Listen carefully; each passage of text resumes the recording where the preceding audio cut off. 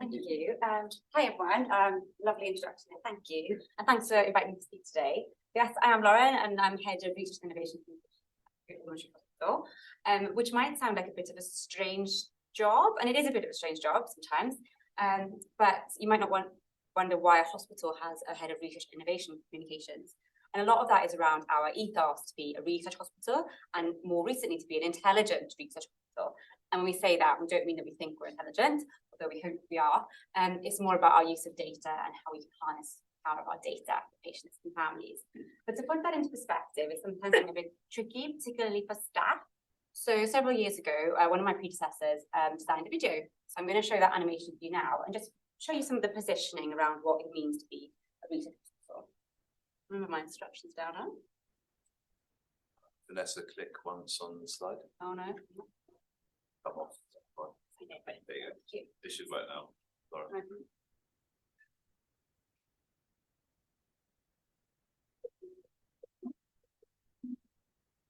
Sorry.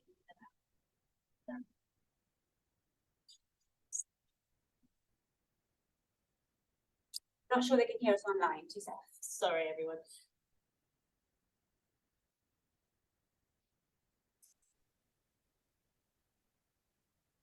And that's thanks to you, our incredible staff. But we can never stand still. We know that when patients are treated in hospitals that do lots of research, they are more likely to have better experiences and have healthier outcomes, whether they're directly involved in research or not. So what does a research hospital look like? We see GOSH as a place where our expertise, patient groups and facilities can make amazing discoveries happen. A place where people are always asking questions, listening and learning. A place where we always involve patients and families in our decision-making. A place where we can move new treatments and findings into practice quickly and safely. This is why we've put research at the heart of our 5-year strategy, making sure it's a part of everything we do and central to every decision we make. Now, more than ever, you can play a vital role in making this happen. It might be as simple as speaking up when you see an opportunity, talking to a patient or family about joining a study, or keeping the hospital running smoothly and safely so that high-quality research can take place. Or it could mean becoming a researcher yourself, because great ideas can come from anywhere and anyone. All it takes is seeing the potential to do things in a better way. Not sure where to begin? Our friendly research and innovation team are on hand to offer you their expert advice and support. With your help, we can develop treatments and cures that offer children and young people a brighter future. We are GOSH. And this is what a research hospital looks like. So hopefully from that you can see some of our aims and ambitions. I'm going to try and play this on rather than play that again every time. But what's important to remember is that whilst many of you are, all of you are research active, that's not necessarily the case for every staff member. They might see that it's an opportunity, but they don't necessarily know how to get into it. And a big part of our work is bringing that culture along so that hospital staff know how to get involved and that it's encouraged if they want to do so. So we put together a research quiz one Christmas, and one of the questions was, how many research projects does GOSH have running at any one time? So I'm going to ask for some very cheesy audience participation. So if you think it's A, just over 200, you can put your one hand up. If it's B, just over 300, put 2. And if you think it's C, just over 500, stand up. And online, maybe you can post in the chat if you think you know the answer. Oh, yeah. We've made your wake up now. So if you're standing, you're correct. Yeah, it's just over 500. And this number, although it goes up and down, there's an awful lot of active research projects at GOSH, from huge clinical trials to really small bespoke clinical trials, to surveys, to all staff or huge cohort analyses from intensive care. There's really quite a wide variety, and it's not like one size fits all for research, and that's a big part of our messaging for staff, the public, and people like yourselves. But what does that look like when we want to communicate that research? Because comms, or communications, is a term that's often used to mean an awful lot of things. And for us, we describe things by what we call channels. So it's not BBC One, BBC Two, that's sort of modes of getting to different audiences. And it might be things like using our intranet to engage staff, our internet to engage people who come to us that way, or could be physical installations across the hospital. That's something we've investigated much more the last couple of years. And we've now got a research hospital lift. You can get in that as a patient and it'll tell you all the different ways you can get involved in research, as well as some staff murals that help staff see where their position is in research or perhaps inspire them. And then we've got a research champions program for staff who either are interested in research or already doing it and want to be a sort of a mentor to others, can get involved in that. Yeah. For external communications, this is really, really varied, and pretty much your imagination is really where you can limit yourself. It could be what we call broadcast, so television, documentary, the news. It could be newspaper, radio. You're going to look at weekend outlets who do perhaps more serious, considered things people read over a cup of coffee, or a quick thing that's going to be in a tabloid magazine. And there's no real good in being, to use a term like snotty, about where you put your press. You have to go where the audience is. So if you want to get to a mass public, there's no real point in saying, well, I only want to be in the Guardian because that's the paper I read. You have to go for mass market if that's the message you want to deliver. And we really, I could fill 100 slides with the different ways we can do this, but there's really lots of ways we can communicate that research and use visuals as well. And there's sort of unexpected things you might not consider that we've done the last couple of years. Is we've started a competition. So hopefully you'll have seen it this year, but we're looking for imagery to sort of showcase what research might look like for you or innovation for you.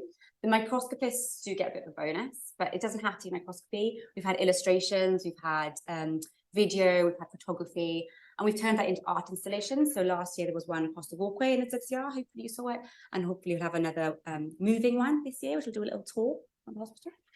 Then we've got radio, so people do still listen to radio, it's not all Spotify, and we actually took over our canteen where a research patient did a radio day with the BBC, and all her different teams came to her, and research was embedded in that, and the research team were very much part of that too. Naga Manchetti from BBC had a little tour through the ZCR as part of that. So it's how we weave research and innovation into all the sort of mass messaging. And I talked a little bit about using a mural in the staff spaces earlier, and that's been really nice way for us to signpost staff.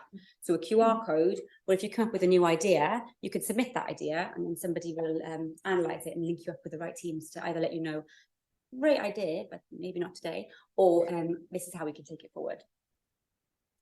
And then really crucially, as you can see the list there too, is parliamentarian visits. So MPs, people who make decisions essentially. And we also look after weaving research and innovation messaging into their visit, because it's really important that people in power know how important research is, the hospital, the partnership with ICH, our work with various parts of other institutions and international collaborators, so they can see us as a powerhouse we hope and aim to be.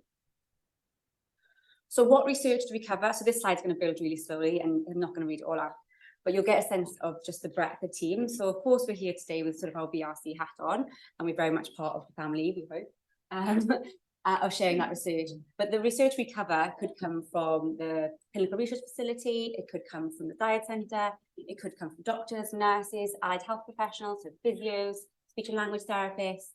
It could come, we tend to focus more because of our strong partnership with the ICH, so the Institute of Child Health, and then Institute of Cardiovascular Science. But we've also worked with engineering departments and computing, our partners at other universities and organisations and hospitals, of course, and then our innovation partners. So we've got a DRIVE unit, which stands for Data, Research, Innovation in Virtual Environments, which is inextricably linked with the DRE and CERT programme listed beneath. And that's all about how we use our data. So if you imagine there's 5 patients in the UK that have a particular condition and they all come to GOSH, we're going to be the only people who can look for trends and ways to improve their care through their data, anonymize, pseudonymize, however we need to do it. But no one else really has that ability or that responsibility if we're seeing all the patients with that condition, and it's on us to try to make things better for them. But you can see we're a small team and we do cover quite a lot of things. So what kind of like outputs might that look like? So new publications. really good source of communications channels for us, and they can be quite technical. So on the left is a microscopy paper looking at developments in understanding of the eye, and on the right is a really big cohort study between 25 NHS hospitals to look at improving intensive care research for children when they're really at their most sickest. New clinical trials, always a big thing at GOSH. Very often the first UK, European, or even worldwide instance of a trial will be here, and that's perhaps where the publication might be the end of the research, the clinical trial will start. And then we have to work really sensitively because that's not published, and often we have to work with families, very often actually driven by the families who want to tell their story and want people to understand what research has done or could do for them. Then we have things like new initiatives, which aren't really a funding perhaps announcement, aren't really clinical trial, but the things we want to do. And this link here is to the Agora initiative set up by, set up by Professor Claire Booth, to look at improving access to gene therapies across Europe. And then new funding. So if it's a particularly interesting bit of funding, or dare I say particularly large bit of funding, we're always interested, and we can help share how that's going to impact either the scientific field or patients and families in general. What kind of things that people see out of that? Essentially, anything that impacts our families is going to make a big difference. You'll see some people refer to families as case studies. We don't do that at GOSH. They're not case studies. They're families and patients with real lives. And if they do help us with our communications efforts, that's on top of all that. Whereas I've found in the past, referring to families as case studies means people tend to use them as a bit of an asset, come in, interview them, leave them alone, and not really think about what it was like for them to dredge up all their experiences and talk about it openly. So research our staff can get involved in. This was a face scanning piece of research where staff had to go into a room and make funny faces at camera to improve the scanning for aerosol generating masks during the pandemic. And we managed to get our chief exec to make funny faces on camera, which everyone really enjoyed. Staff successes and celebrations. So if you win awards or you want us to let people know that you had a medal or something in some award, great. And then of course, patient and public involvement and engagement. And these are areas where we can really put what's important to us at the heart of our comms. We know involving patients and families in the work that we do is really important, but that might not perhaps grab as much attention-grabbing headlines as new clinical trial. But that doesn't mean we can't weave it into our communications on what we call our channels, our website, our social media. So how might this work for you? So hopefully you drop me an email, or the team, or you catch me in the corridor, it often happens. And depending on how technical the research is, we might send you a summary sheet for you to fill in. It can just be a phone call, but sometimes this gives us a good springboard and can save a bit of time, which makes you think, what's the one thing? I know everybody wants to write 400 words, but if I was going to give you one sentence, what would it be? You send that back to us and we bounce it back and forth. And when I say copy means like the text. So we basically work on the text first, which we always work with sign up with you and your collaborators. And then we discuss if this is something that's suitable for media or perhaps more suitable for internal or partner channels.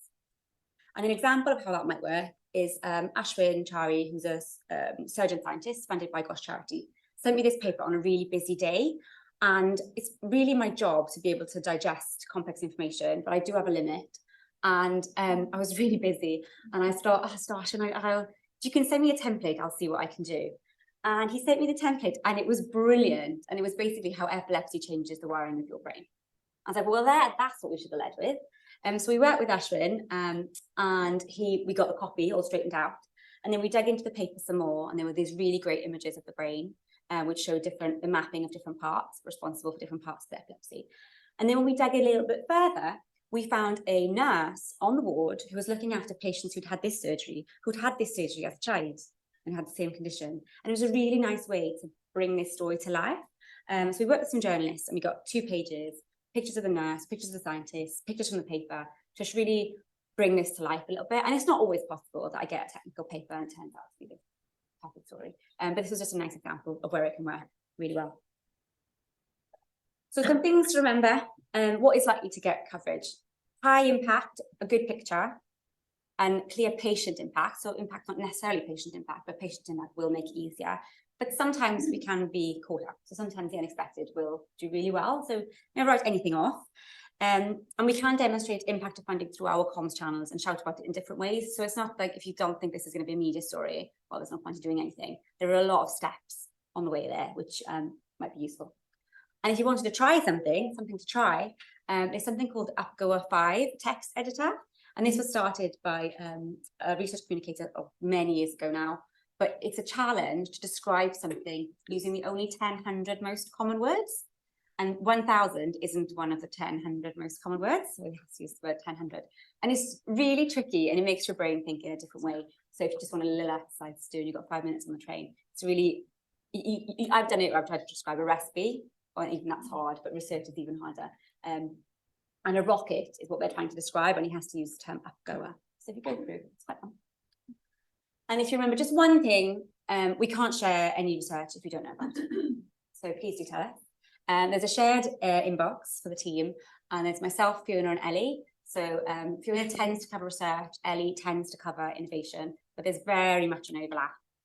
So if you're not sure, pop it over to research documentations and we'll see what we can do.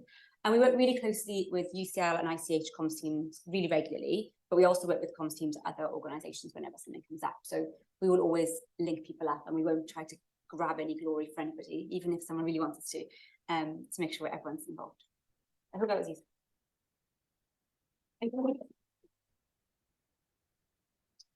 I'll leave the email up while I take questions. Yeah, perfect. Does anyone have any questions in the room or online?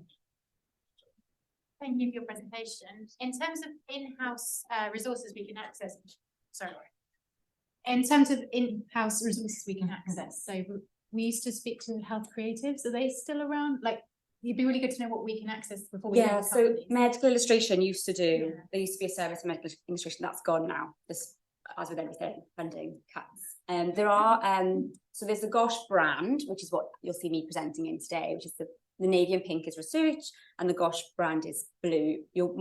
I think the blue is actually the easiest to use, it's most recognised, and you can find templates of that on the GOSH intranet, which have just updated now, so you should be able to access that even if you aren't on the VPN, and that will give you like a template of slides, which has all illustrations and like the little funky little test tubes and things, which if you want to jazz things up a little. Is that sort of what you meant? Well, if we want to create like a video of our research findings or anything to show what we've done, like what teams are there who we can speak to who are in the hospital? If you came and spoke to us and there was a sort of an output we could prioritize, that we could have a chat about that. It's just often it's the balance of the objective of it. Like if teams want to make it for themselves or just to have on their website, there's nothing stopping you making something nice, and you could send it to us for feedback, or we could give you some logos if appropriate. But if it's something you want for a particular objective that the hospital or the institute generally benefits from, then there's a chat to be had there. Amy? Hi. One quick question.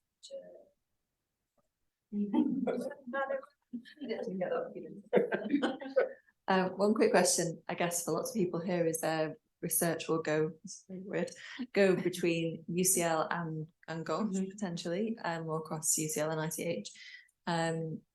So where would you see, so for the non-clinical scientists, the kind of basic scientists, where would you see, who should they approach first, or should they speak to both of you first? They can always come to me, they can always go to them, they can go to both. We meet, so I meet fortnightly with a woman called Nicole, who manages lots of ICH internal comms, and Poppy Danby, who looks after a couple of different faculties and institutes across UCL. And often we sort of divvy up what's coming. I think, oh, this come to me, but I think it's better for you. And sometimes it's like, oh, we both want it. So we have to have a bit of a negotiation. And there are times, so when it doesn't always work perfectly for everybody. So to be transparent, you know, you can give journalists a message, but it's their job to tailor it for their audiences. And sometimes somebody will say, oh, but this was more of a GOSH story, or this was more of a UCL story. Why isn't that represented in the reporting? And we can only do so much. What we do have control of is our own channels and the way we put out the press release. So there's a little bit of give and take, but in terms of telling us, if you tell us, we can work that out. Or if somebody might say to me, I've got this paper, it's probably mostly GOSH, but I need to show this super strong collaboration from working with Birmingham. Make sure this is really punched up so that we can make sure we develop that in the communications. There's room for many. And there was one message online from Fan, but are you interested in BPIU projects? Yes, we definitely are. I think we're writing up a couple, not as we speak, but very imminently. I would say they're more for owned channels, so our website, our social media in first instance. We've got things like Play Street national press on that, but that's because City can't came, and it's a way to get that. But definitely, and it's important for us as a hospital, so strategically it should be represented on our channels. What really helps us is if you do want us to display something, is if you send us 3 paragraphs to begin with, whereas if you say, oh, I went to this event, it's harder to get started. So if we get a bit of background, you can usually quickly whip something up. One more question. Two more, sorry. I can answer later. Oh, no, it's fine. Do you want to? Yeah. It's these two. How do we ensure researchers are directed to register their projects before conducting any studies?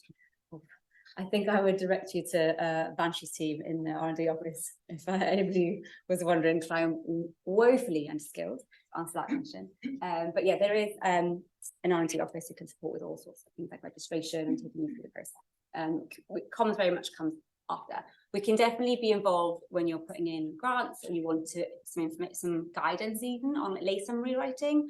More than happy to give you a say there. And then what data resources are available for researchers at GOSH? I'd say have a good chat with either one of the, so if you're based at the hospital, one of your new innovation officers who can point you in the right direction. And if you're not, drop Eleanor.Sullivan at Ellie an email, and perhaps she can link you up, because there's a lot of appetite to really harness our data going forward. And just one question for me, actually, Lauren. I think as scientists, quite a lot of the time we underplay what we do. Yeah. How early, I mean, and that's easy to do because it's quite incremental. So if you're at a very early starting project, maybe you don't see where it will go. But how early should people be thinking about? I always say this as early as possible. Because so, for example, if you saw, there's a beautiful picture of a little boy with a feed-in tube smiling at the camera at the ICU study. So Mark came and told us that was coming out last March. So yes, 7 months ago. And it finally came out 2 weeks ago, and it still caught us unawares because the Lancet changed the publication deadline. But it meant we had those conversations and we'd found the family, so we'd be able to do it. Or Jenny and I have just been discussing something, and it's not been all through the process yet. But if we can get things drafted, it means that if the paper does come out when we're really swamped and we've got a huge media story that is taking all our time, or Rishi Sunak turns up, which does occasionally happen, we can still support you, even though we didn't have time in that moment because we had it ready. Perfect. The earlier the better. Yes. Okay, brilliant. If there's no more questions online, then we can move on. That's okay. Thank you, everybody. So, next up, we have Ripudaman Baines. Ripu is the chief editor for microbiology and infectious diseases at the Communications. She joined the Communications in February 2017 after working at genome biology and genome medicine previously to that, so vast array of experience within the publishing world. And she also has a scientific background. She did a PhD at UCL in human genetic diversity in sub-Saharan Africa. Also has degrees from LHSTM in parasitology and infectious diseases. Thank you very much. Can everyone hear me okay? Well, thank you very much for having me. It's really nice to be here. I've walked past this building many times and have never come in, so it's actually nice to be on the inside. Okay, so thank you for the introduction. I am chief editor at Nature Communications, and I thought that when I was given the brief for this talk, probably the most common thing we get asked about is the editorial process. So I thought that would be a useful thing to discuss with researchers. Just a bit of context. So I work for Nature Communications, which is part of the Nature portfolio. And I think that it would be helpful to give an overview of the Nature portfolio before I really dive into what it is that we do, what we look for, you know, as editors.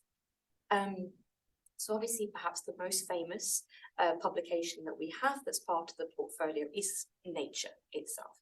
And in terms of what makes a Nature paper, I mean, we work very, very closely with Nature editors.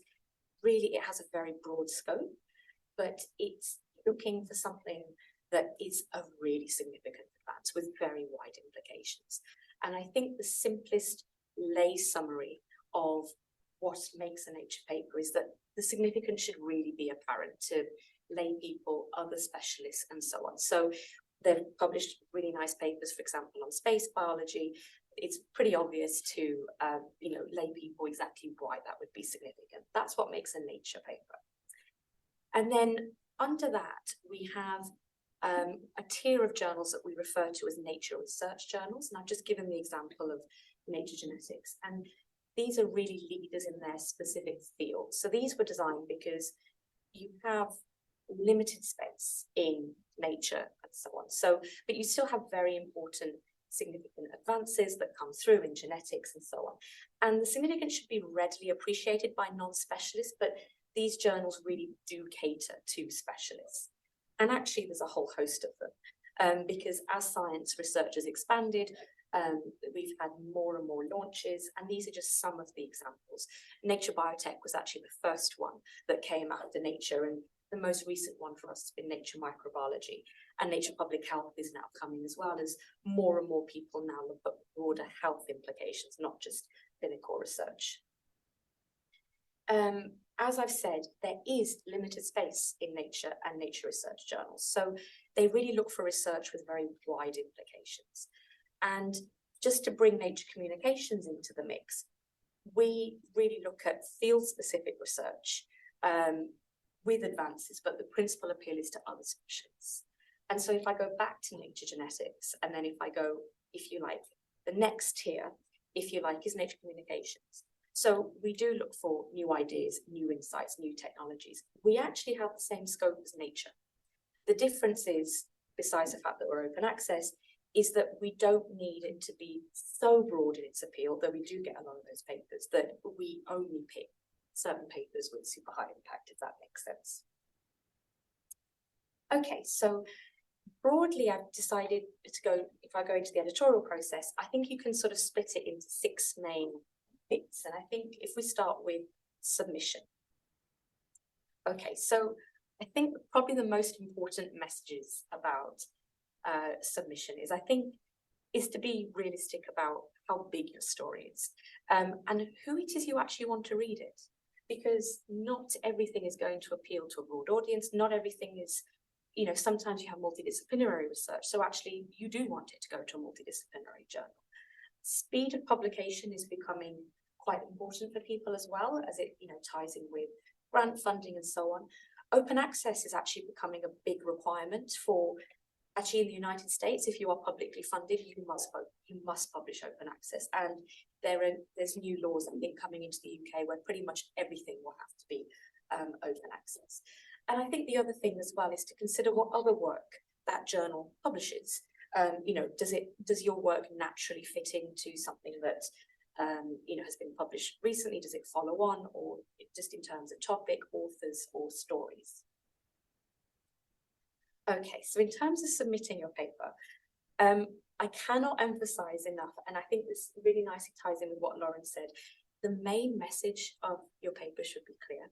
I've been an editor now for 10 years. I think I worked out, I probably looked at around, let's call it what I would, it's about 25,000 papers in that time. Let's call it that, give or take 1,000. And it's amazing how often I get to the end of a paper and it's a good paper and I think, God, that was hard to really get to the point of that. And it's just clear, concise message, just so you know straight away, why should I care, essentially. The other thing I think, this is harder, but it's a point that needs to be made.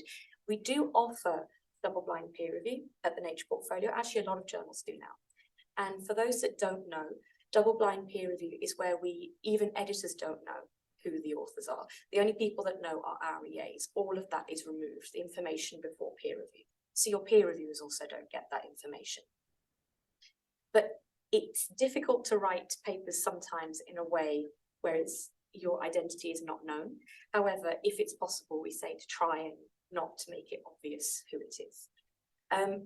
One of the biggest things I think as well is to familiarize yourself with editorial and publishing policies. We have a lot of people that, you know, will submit, not realize that we're open access, you know, but actually that's mandatory. Every paper we publish is open access. It has to be open. And actually for us now, we've really moved into the clinical sphere and also epidemiology. So we require correct registration of clinical research, for example, because we're members of ICMJE, which is, said that the right way, Institute for Clinical and Medical Journal Editors. So all of it, we adhere to their guidelines for reporting. And epidemiology with stroke checklists and all sort of ways that review is even practiced as well. And I always say this, I think I've given versions of this talk everywhere. Never underestimate the importance of your cover letter. We always read it.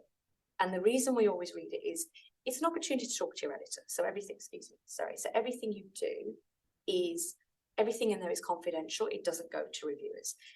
And it comes down to, really, you get to talk about your work. Please don't just copy your abstract or just say, see attached. It's really sort of to understand, to put the work into context is really what it is. It's complementary to the work itself. And we do always read it because a lot of people put referee suggestions and exclusions, related papers elsewhere. They tell us about competing papers. So we know how to prioritize. We know who to avoid. We know who it is that we can contact. Oh, sorry, got the wrong way. So, okay, so then that comes to the editorial review. So we read each manuscript in full. In case you don't know, Nature Communications, we have 160 editors for a reason.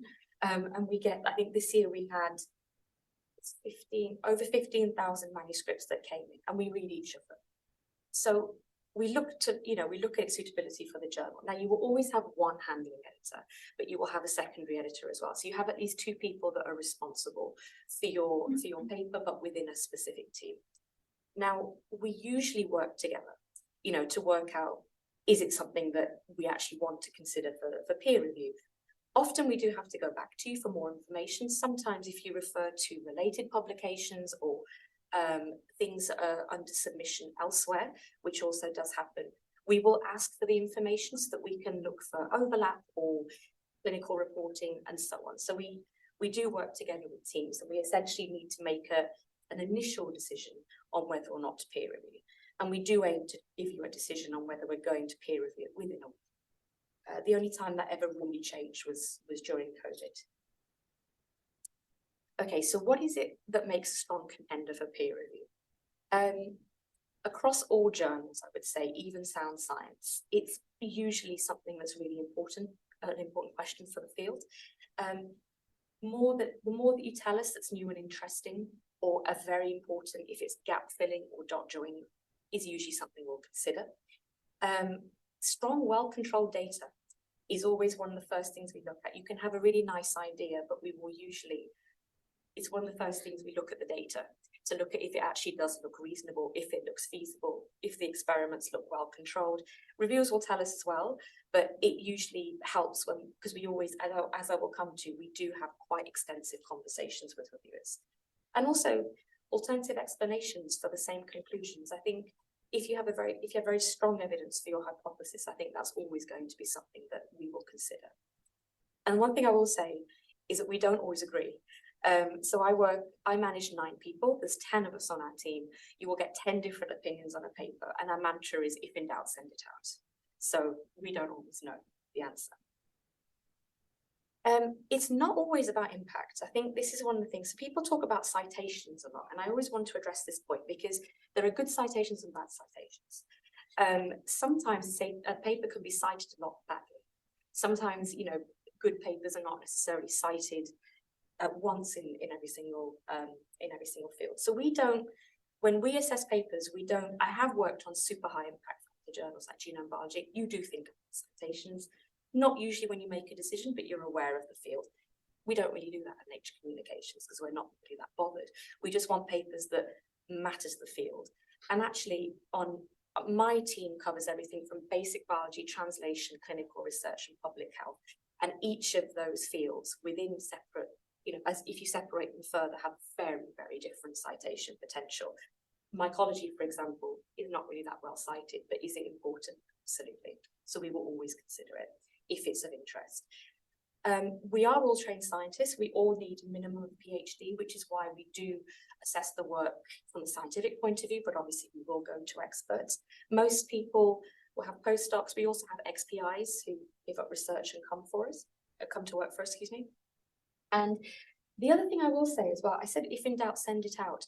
We also take a chance on a lot of papers. So we see papers that aren't quite, they're just under, you know, the criteria for peer review, if you like. But we like the topic, and this happens a lot. We're like, I just want to see if I can get it through peer review, if I can get it up to scratch. It's a good percentage of our papers we actually do that with. They take more time, but we like those. We go for it. Okay, so you can be rejected at this stage. Full transparency, I think Nature Communications, we do reject about, I think it's 80% of papers before peer review. And these are some of the most common reasons for rejection. We get a lot of things that aren't in scope. We have a wide scope, but we still get things that are humanities based or whatever. So we don't publish it, it's not going to go in. Similar findings in the published literature. Now this is a difficult one because it depends when, and it depends. We do go for replication studies, but if you're basically presenting something that's very similar, something that was published in 2010, that's a very different impact to something that was published in 2016. Depends on the topic, but it is a reason that we don't consider things. Sometimes similar findings in press, that's actually a Nature point. I will point out, we don't really consider that at Nature Communications, but things that are in press often will, I think Cell and Science are also very similar, but will often impact against whether your paper's considered. Lacking direct experimental support is a big thing for us for not considering it. Ethical concerns are becoming a huge problem for us as well as we get more and more clinical papers. If you don't have compliance, we won't consider it. And also physiological relevance and technical advances, depending on the field, is also another reason we won't consider it. But let's say you do make it to peer review. Well, all of our research content is actually peer reviewed.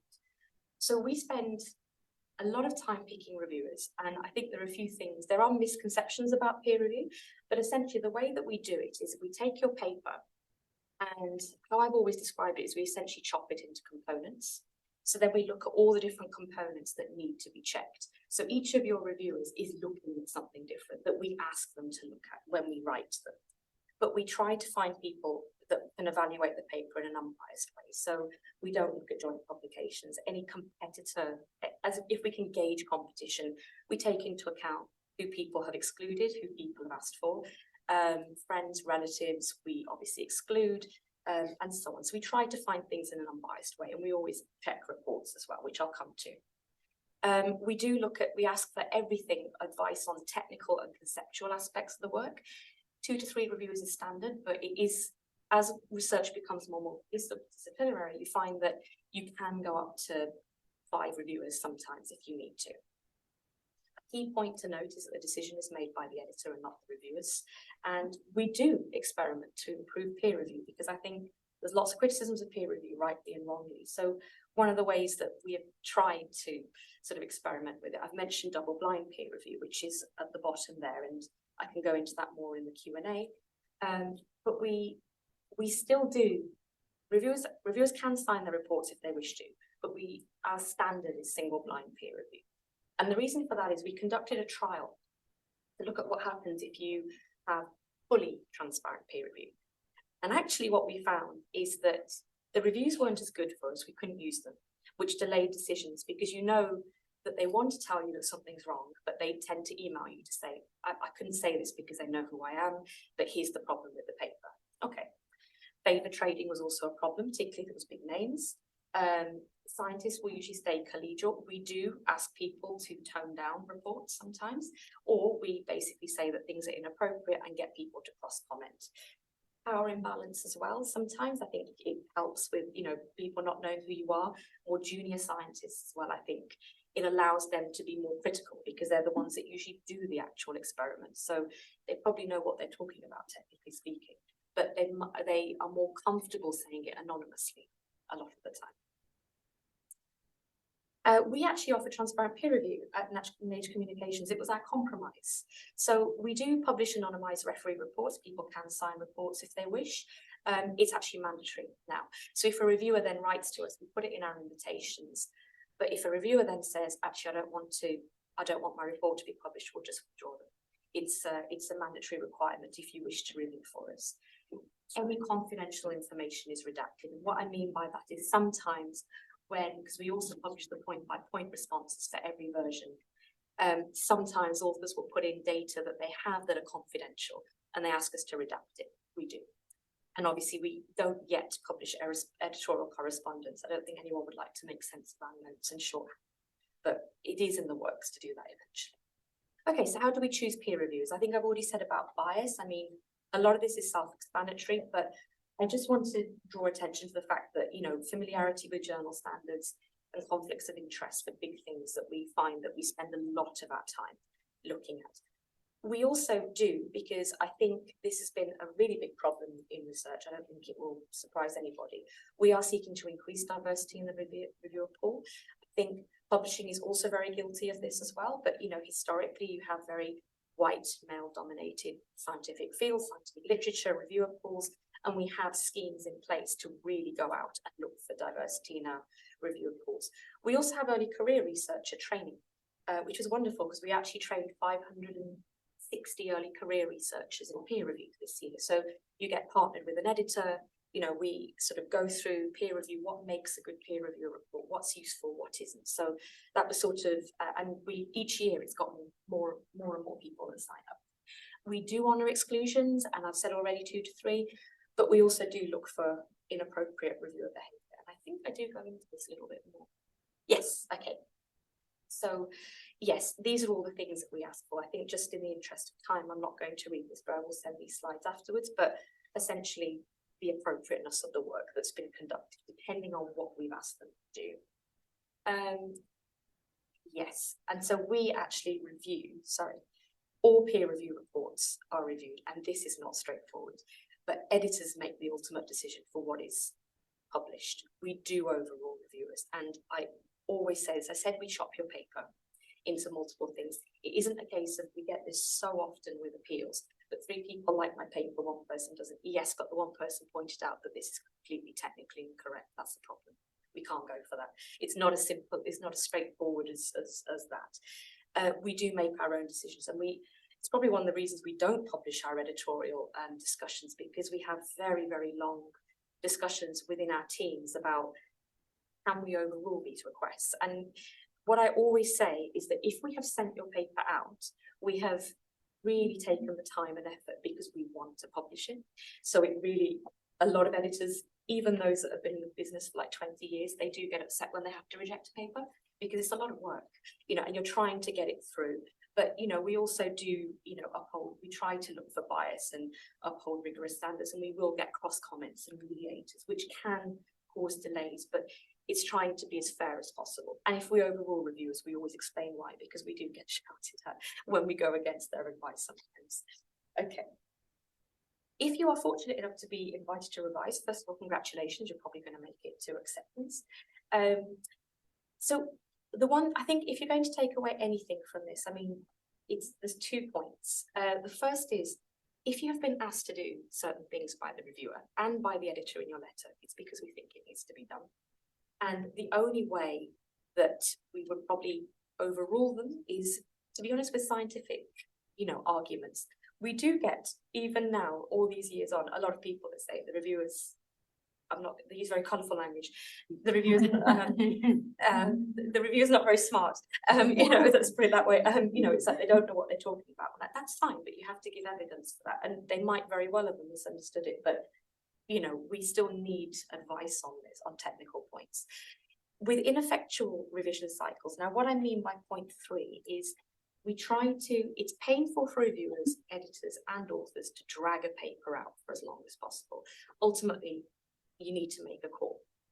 You know, it does happen sometimes. We do have nightmare papers that it's just not easy to get them through the system.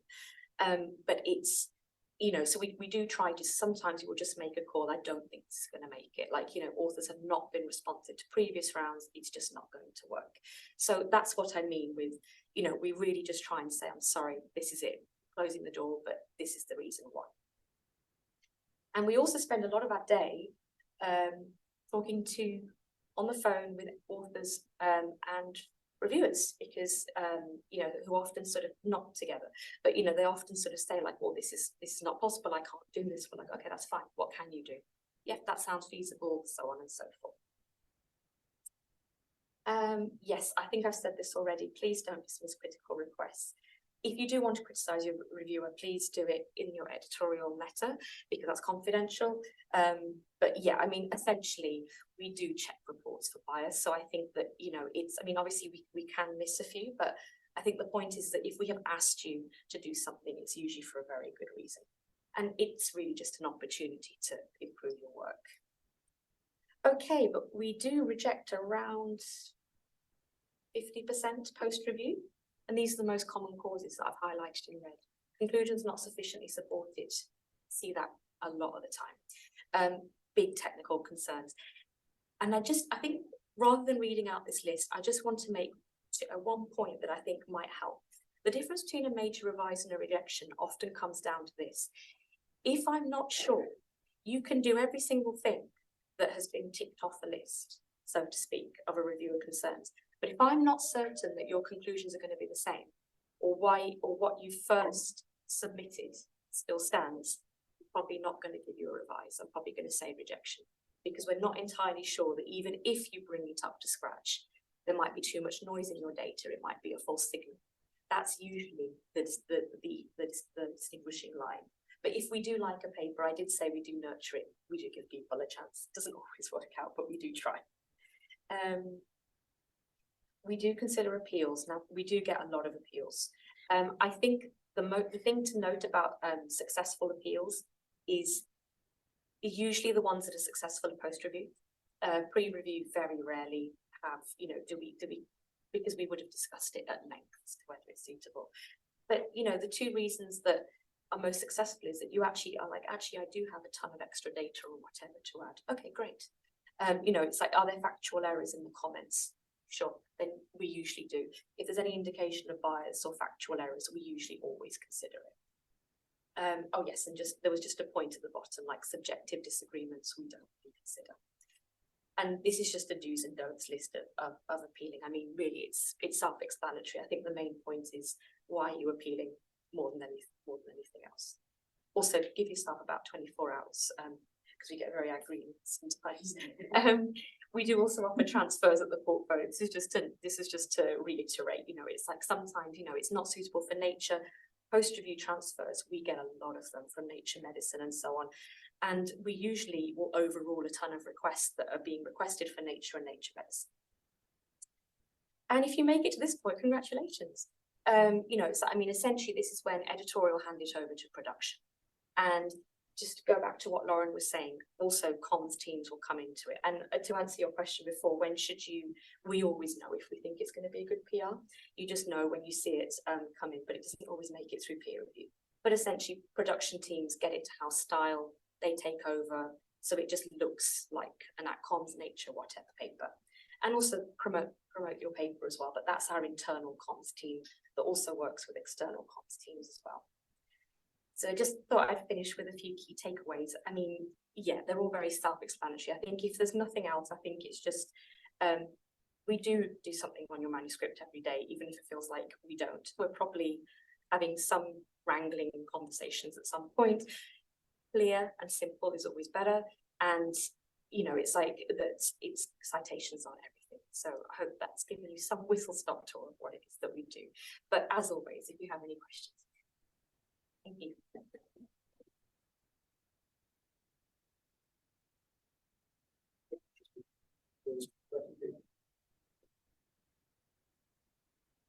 Very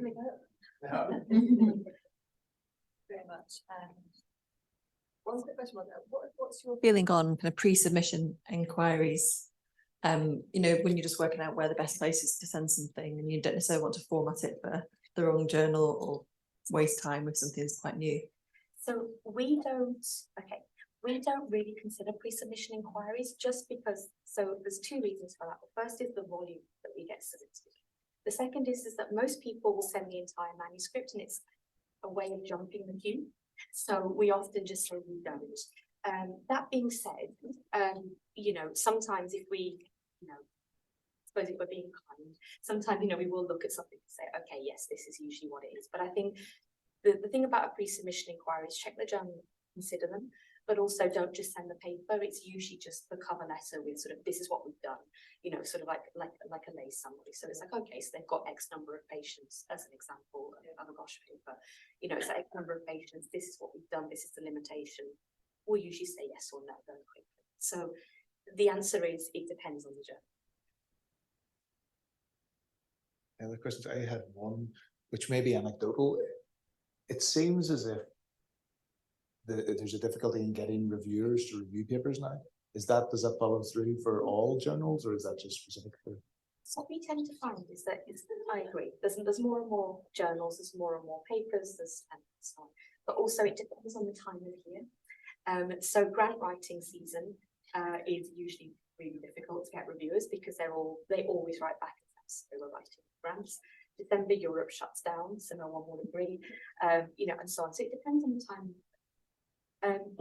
So that's one of the reasons why we have a training program for career researchers, because we find that they're the most enthusiastic about doing, you know, reviews for us, and probably also the most useful as well. I have also just sometimes written to people, like sometimes people just don't want to read specific manuscripts.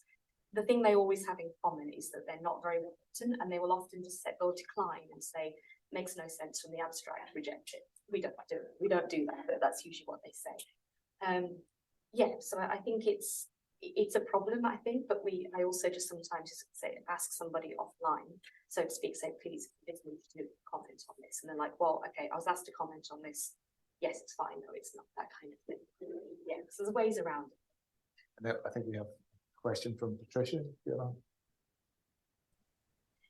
Oh, hi. Thank you very much. I really enjoyed that. I have two questions, but I'll maybe if I could just ask the first one, and then if there's time, I'll ask the second one. The first question is, like, the biggest problem in my field is that a lot of the research, including that published in Nature, is very poor quality. And I'm writing a manuscript now where I think of, you know, one of the purposes is to kind of, as I think of it, kind of take out the trash, like kind of put the idea out there that this is really the way we ought to be studying this. And if we, you know, if we do things properly, then we get a different result.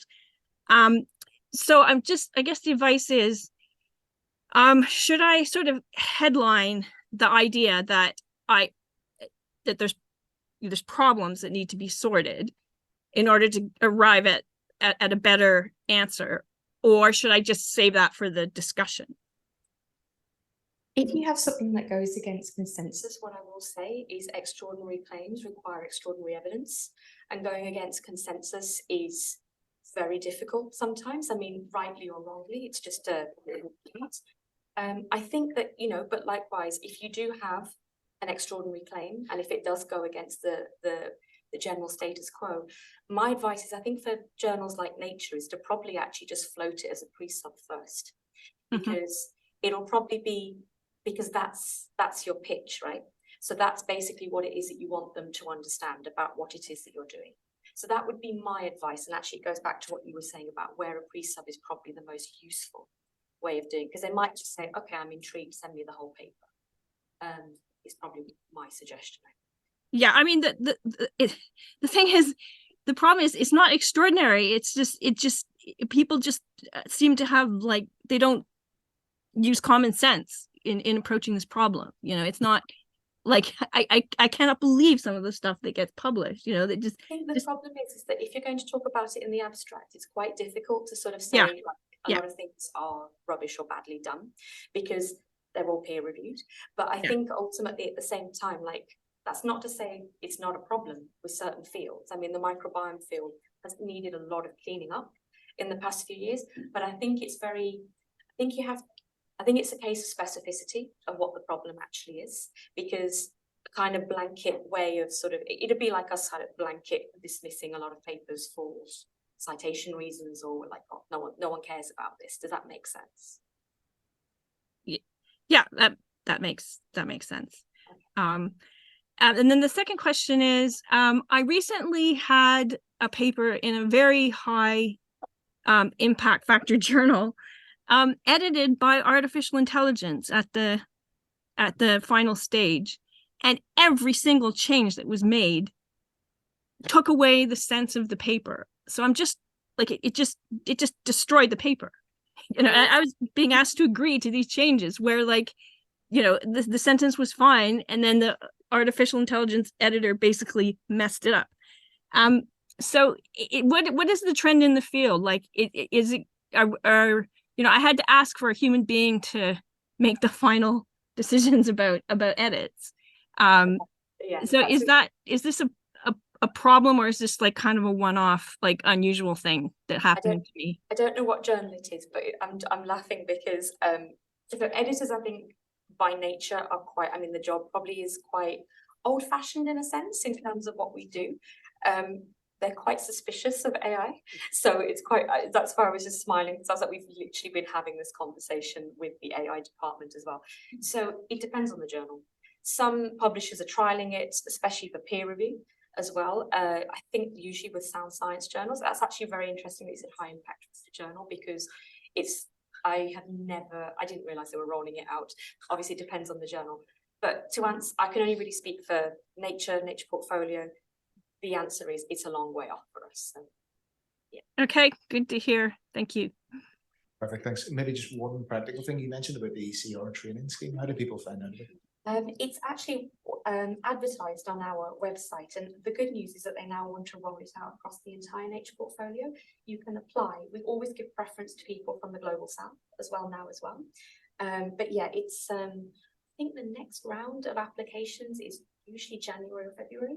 You can just apply CV, and then yeah, I think usually I think 500 was what we trained this year. I think it also depends on how many editors can take specific ones, but yeah, please do join. Brilliant. Thank you. Oh, sorry. Yeah. So there was a question online about what the reasonably expected timeline for submission to hearing back from the review would be. Sorry. Ideal world, well, let me see. So ideal world would be 7 plus 10 days, because your reviewer agrees on the first reply, send it in on time. Let's call it, in an ideal world, you get it in 3 weeks. Reality is about 6 months, because it can take that long to get people to agree. We also get reports that lots of people go missing. You know, people send quite scathing reports sometimes we have to look at, so around 6 months. Yeah. But we do aim for about 50 days, actually. I think, no, I say 6 months. That's for GP stats, excuse me, in a margin. And also, it's actually 45 days, so still not great, but better than 6 months. Okay. Brilliant. Thanks, Ricky.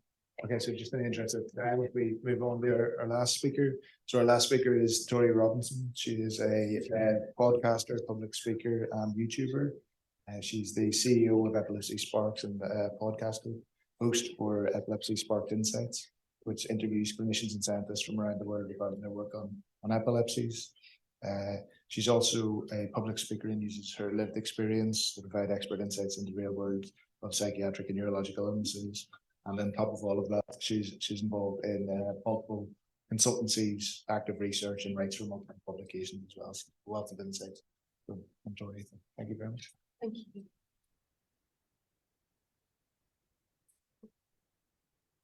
Thank you for having me here today, and I feel like I've got like too much to live up to with these two behind me, but thank you for staying in the room, and also thank you for the invitation from Amy. It's lovely to meet you all, and actually valuing input from somebody who's not an academic. That means a lot. So you can probably tell already from the front that I'm not an academic, showing us how cool your research is, and that is a really, really important thing. It is to show the outside world as well what you're doing is cool. So just some declarations. So I picked up this quote yesterday. Is this working? Okay. It's just because I'm loud anyway, to be sure. Okay. So so effective dissemination and communication are vital to ensure that the conducted research has a social, political, or economical impact. And I think a lot of the time you can tick all 3 of those. They draw attention of governments and stakeholders to research results and conclusions, enhancing their visibility, comprehension, and implementation. I think that summarizes it quite well. And being a bit of a geek in reading papers after about 6 years, I would say not everybody achieves all of this. So a bit of my background, podcast host, YouTuber, comes out every week. I interview other people so I don't have to listen to myself. Talking about the epilepsy research, academia and implementation of research, how it's used later on, and also trying to promote people, because I feel that researchers, neuroscientists, etc., do not get the credit they deserve. And I could go on and on into funding. We were speaking about that earlier. It's just a flipping nightmare. So I'm trying to promote the people who I think are doing good for the world when it comes to the epilepsies. And if you want to see somebody really interesting, actually, I'll show you right here. You must have known this was going to happen, right? So obviously I aim for the best of the best of the best with honours, when it comes to the people that I speak to. Amy's a brilliant example of somebody who's changing the world for millions of people, but most people don't know about it.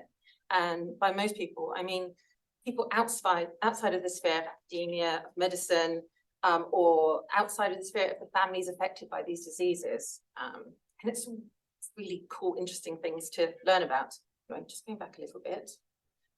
So if you fancy a laugh, because sometimes we do laugh actually talking about research, you can check us out, Epilepsy Sparks Insights, on the podcast, all channels, or on YouTube. So going back. And it's been mentioned previously how important it can be to try and sort of give people, sometimes in low to middle income countries, a voice. And that's what I'm trying to achieve. You will see that with guest locations here, Africa, I'm still, given that it's a rather large continent, I'm still struggling to get people from there. But it's really, really, and Asia, of course, it's important that we have insight, I think, from all around the world. And you'll be shocked, or not, that, you can work with somebody or get into contact with somebody from some, I don't know, remote part of India, for instance, who knows somebody who can help you. That's what I've really discovered over the past few years.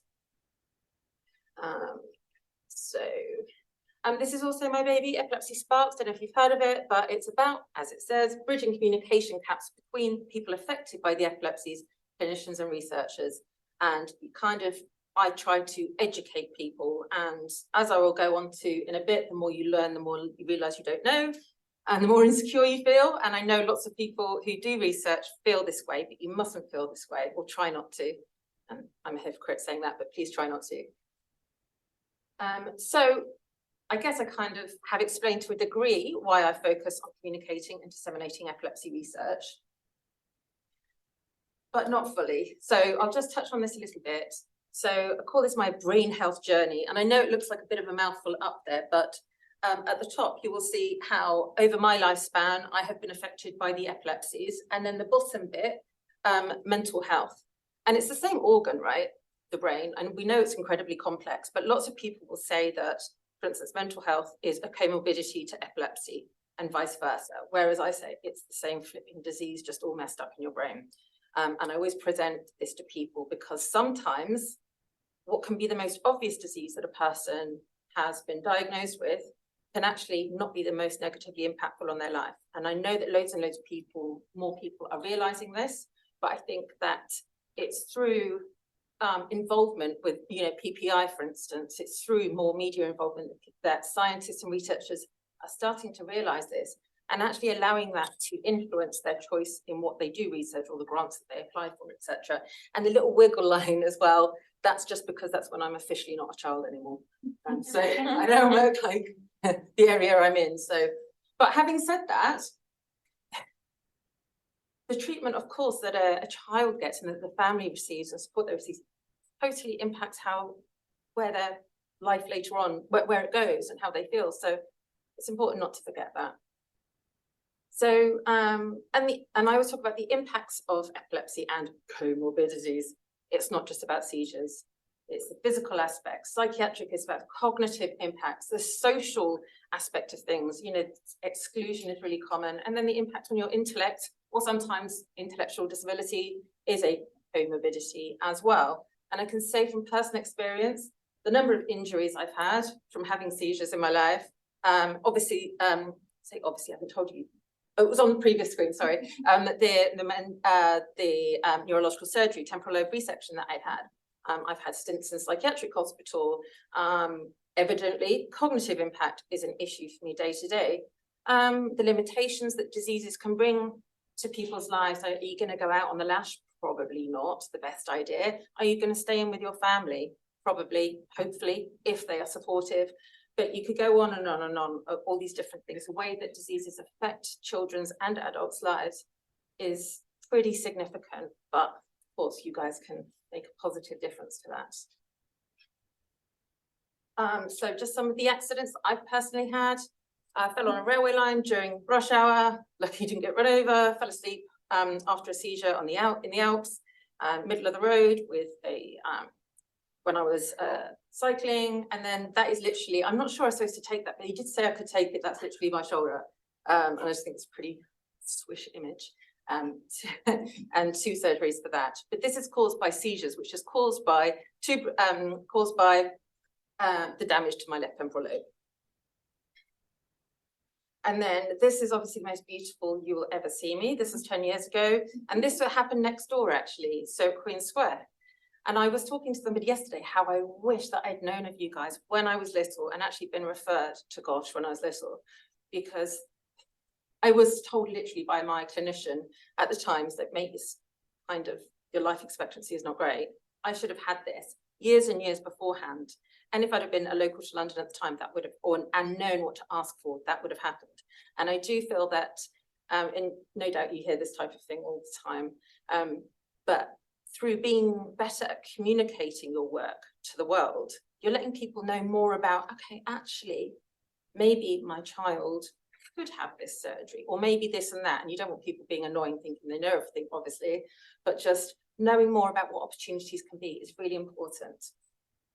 And then, as I mentioned before, there's, it's not just about seizures. These are very, very common things that a person with an epilepsy might have to go through. So of course, not just the drugs, not just antidepressants, sometimes even antipsychotics. I tell you what, it works the dream for helping me sleep. And loads of us, of course, are on multivitamins and levothyroxine. But imagine if you know a patient or know of somebody, apparently 1 in 10 women, for instance, have vitamin D deficiency. But if you're taking drugs that minimize the absorption rate of vitamin D anyway, then that is going to really impact the quality of life. And then all of these different therapies and et cetera, have been very impactful. But you know what, again, should have happened earlier in life. And I think that through communicating your work to more people will realize that, and we can improve the quality of lives of children and adults. So after all that business, which was lovely, I was inspired by people like yourselves to change what my career was. I kind of want to vomit saying it, but really you have changed my life completely in an incredibly positive way, even if we've never met. So the challenges I see and that I have learned over the past few years in communicating and disseminating research have been, and these are generalizations, but imposter syndrome, massive issue. I feel it every day. Getting to a certain stage of in the Dunning-Kruger effect model, huge issue. People thinking that negative results are worthless. I just think that's ridiculous in the whole industry. We learn something from negative results. Everybody I speak to who outside of academia, it's like, why aren't they telling us about this? We've learned something from this. It's really important. There's comparing ourselves to other people. We know we have our famous researchers, clinicians, scientists who are quite la-di-da in the sphere, and right, we know who they are, and they're usually lovely. But trying to obtain that success, I don't know that it's a healthy way of us thinking about things. And it was mentioned before, I think, about how if you say you've just got a grant and you think, okay, well, I haven't really achieved anything yet, I'll wait another 2-3 years and see what the results are. That's a really common way of thinking. But actually, to the wider world, this is still a really cool time. What you think's boring, we don't. We think it's cool. And honestly, if you show us something that we think's cool, we are going to talk about it in a positive way. And then often, and I experience this a lot, well, my friends and family do think what I do is cool, but they're like, I have no idea what you're talking about. And they don't bring up the conversation at all. And you're like, okay, I haven't got support there. And then it just all becomes about work, and then it's a competition and stuff like that. So you think, why would other people appreciate it? but there are heaps and heaps of people out there, and I promise you, all over the world. It's just accessing them. Okay, some more, and these are the types of people that kind of, I don't know, sometimes need a slap, sometimes not, figuratively, of course. Sometimes I come across researchers who underestimate the potential understanding of a paper that we might have, or communication that we might have. Oh, it's a completely different world, or, you know, maybe they haven't been to uni or something, they're not going to get it. That's not always true. And actually shows why we should try and translate things for people a bit more, because not everybody will understand, to be fair. And underestimating the value of what you're communicating to us. Again, what you think might be boring, we think is really cool. Maybe you've had bad experiences in the past. It might have been your boss, it might have been a colleague, it might just be an ongoing feeling of despair that you're not good enough. Or you think it might take up too much time. And I'm not going to lie, it can take up quite a bit of your time now and in the future, but it's not really a choice anymore. You kind of have to do it. So, but let's make it fun. And for reasons already mentioned, some people think it's a waste of time, or they're just ticking a box. And I think, yeah, I'm involved with some research in Canada at the moment, which happened all through the work that I do, by the way. I hadn't met these people face to face before until recently. And some people said, I think it is ticking a box for some people, but I don't care, because we're going to achieve this and this and this. So we kind of have to look past what some people think and prove them wrong. But this is why it is cool and why you should do it. So you will get to meet and inspire those and be inspired by people that you are actually helping indirectly. I know sometimes it feels like patients can be a lifetime away. Loads of people I've met said, I've never met anybody, for instance, with epilepsy, but this is what I study, or they're a mathematician figuring something out, but they don't know what really happens in people's lives, and they find it really useful and inspiring, and it positively impacts the decisions that they make in their career. They can feel appreciated. Often the public don't have a clue what's happening behind the scenes, the amount of money that's spent on it, the effort that goes into it. They will love you, trust me. You will obtain insights and motivations. So you might think, I've been thinking this the whole time, but actually, maybe this is the way that a patient might use a certain product or service. And even if you don't want to do this, yeah, you're going to learn loads of new skills when you put it on your CV and your LinkedIn, and you'll get a gold tick for that. And this is great PR. This has been touched on before. Honestly, brilliant PR. And I'll give you some examples in a minute.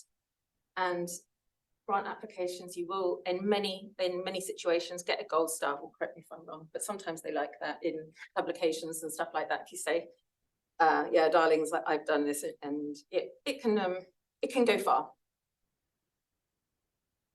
So again, what you think is boring, we think it's exciting. We appreciate you. You give us realistic hope and meaning. A lot of us were so tired from whatever disease we might have, or feel so downtrodden. Once we just know a bit of what you're doing, that gives us hope for people of the future, even if not for ourselves. The number of patients and families I speak to for whom this is the case, honestly, yeah, maybe I should do a tally or something, but it's incredible. They just love learning about what you're doing.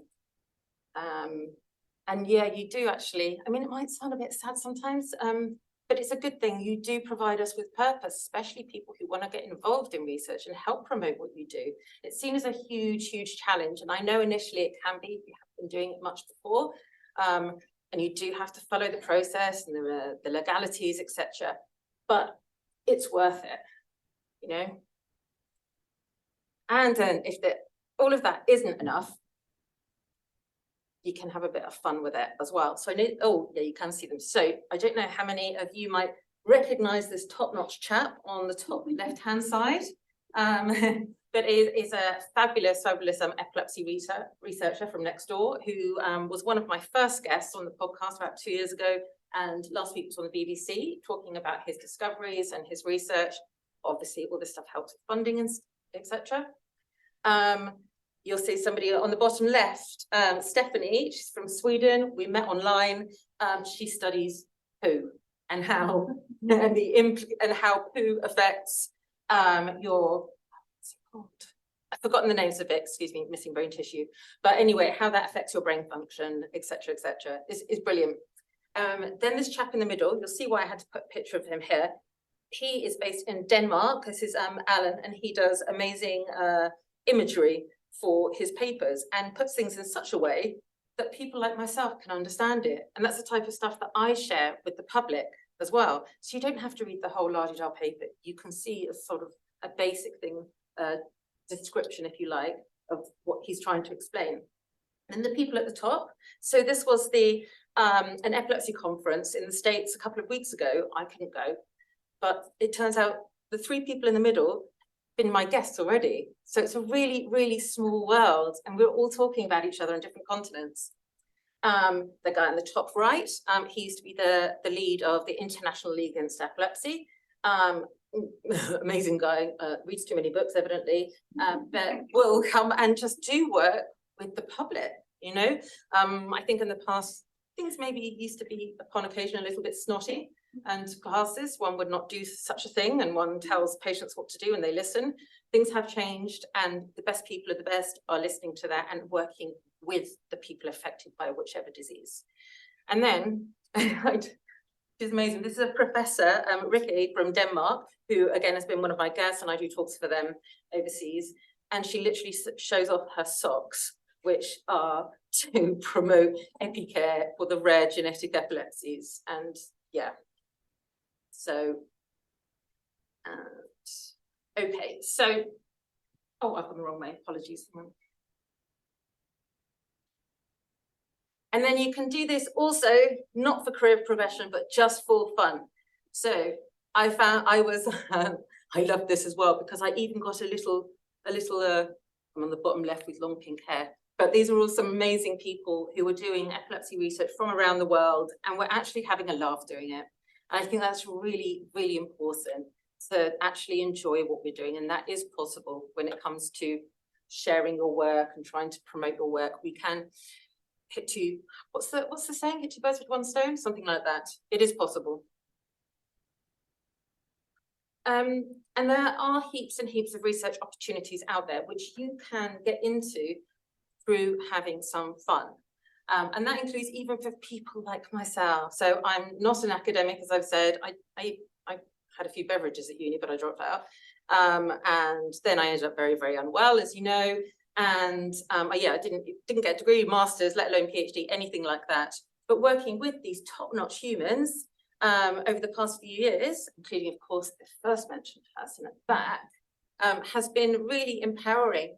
These are going to be my first papers that I've written as a non-academic, and I'm really, really looking forward to them. So make sure you watch out for Rohit Shankar on the bottom right, and Shandor Benitsky there, and then our team at the top, so the young epilepsy section, which sounds a bit ageist, but we're basically people who were trying to encourage academics and clinicians around the world. We're putting a paper together regarding stigma all around the world. So not just, say, in the UK, not just in Europe, not just in the States or English-speaking countries, but like India, China, Japan, African countries, South America, etc. And it's going to be really fun. So if you're interested, let me know. So I would say action points for us are to ask for guidance from people who've already done it. There are some amazing, amazing people who won't lie to you and say it's easy, but it can be really cool and beneficial for you in your career long term. And sometimes short term, things can happen overnight. And reach out to lay people with experience. I'm happy to natter with anybody, and I know others who are as well. Remind yourself of the former slides, and so why communicating and disseminating your research is cool. Just take things one step at a time. You don't have to do it all at once. This can be like a really long thing. You don't have to do it all like next year. I would say literally over the next 5 to 10 years, what are you going to do and achieve, and who are you going to reach out to? How are you going to make it fun? And yeah, choose the right people to work with. As I said, there are heaps of people out there. You don't have to like them all. And that includes its patients and things like that as well. A diagnosis doesn't make somebody nice. So just make sure that you do things properly instead of too quickly. And that's about it. So thank you for having me, and I welcome any questions.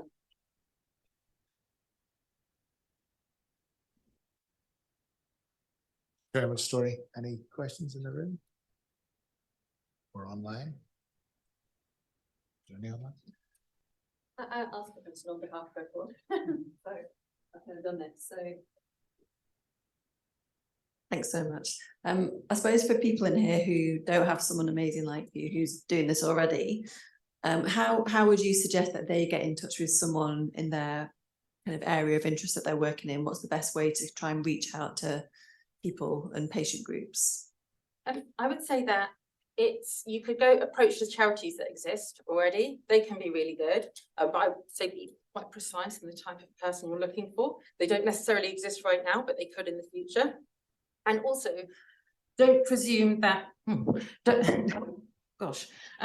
presume that if, say it's somebody like myself, that I would just talk about epilepsy or I don't know anybody else. So for instance, I have a really good mate called David Rose, who is a long-term patient of GOSH.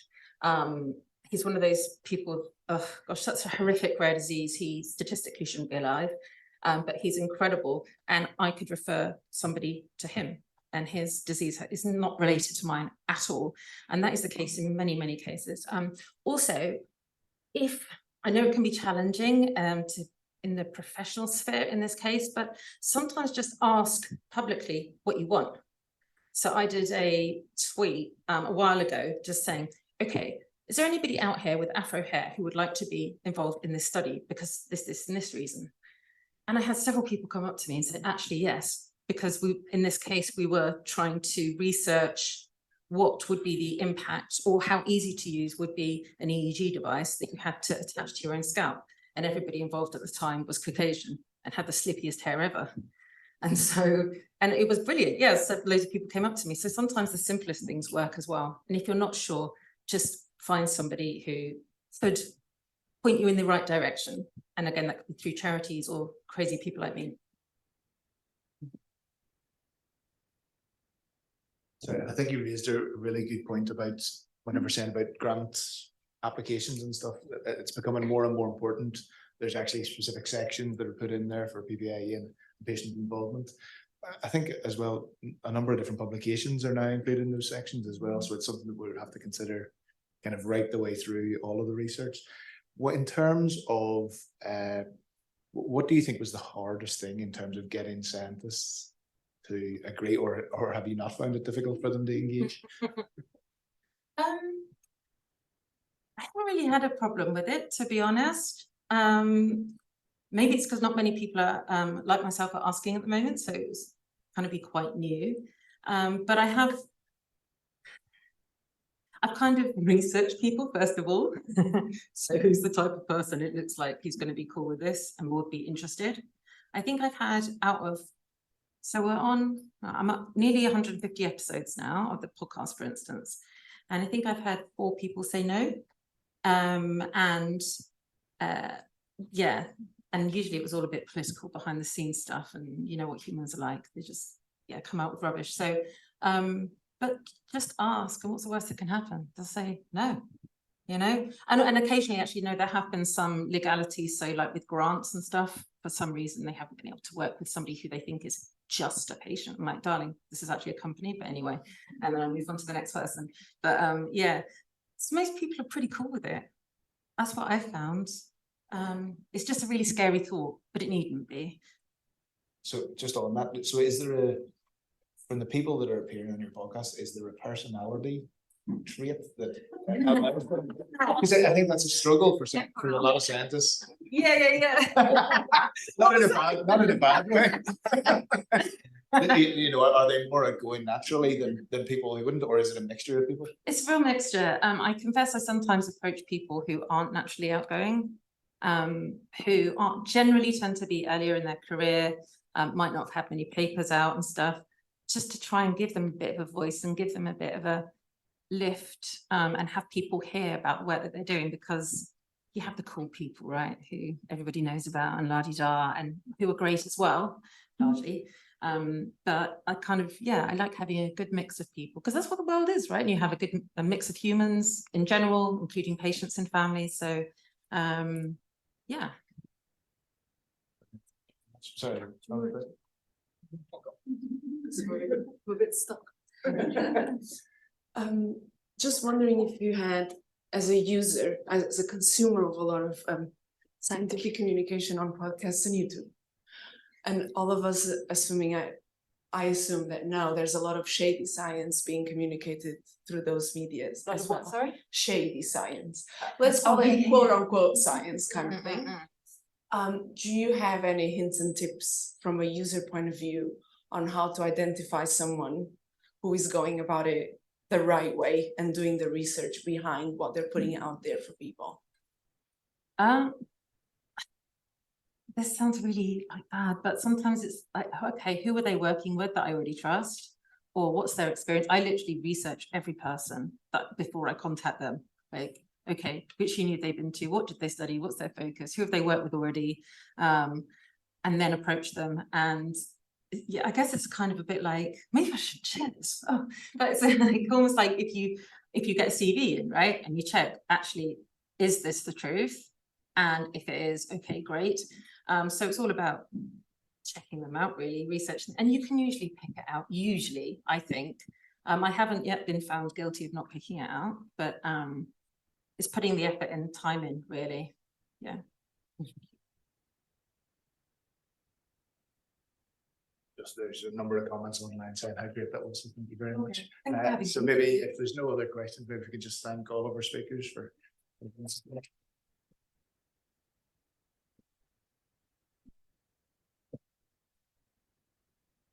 And then I think there's just, Ness is going to put up a QR code. If you could please fill in the survey, it's really important for our EDI, I think it's one applications and multiple other things. So, Yes, yeah. didn't have given up before. So yeah, please do provide us with your feedback. And again, thank you very much for attending.